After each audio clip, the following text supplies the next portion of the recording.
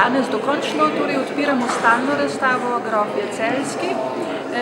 Je to razstava, ki je bila prvič predstavljena že leta 1999 kot občasna razstava, ampak tokrat so se Celjski za stalno naselili v svojem gradu, Knežjem dvorcu, ki so ga tudi sami v drugi polovici 14.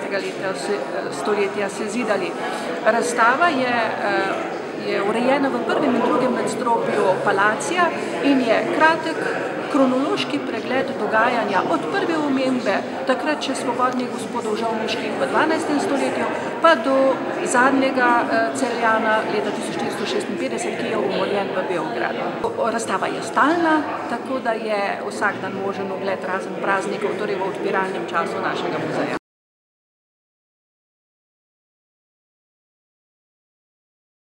Torej, spodaj imamo na kolofonu napisanih, sem ravnokar pred otvoritvijo preštela 74 imen.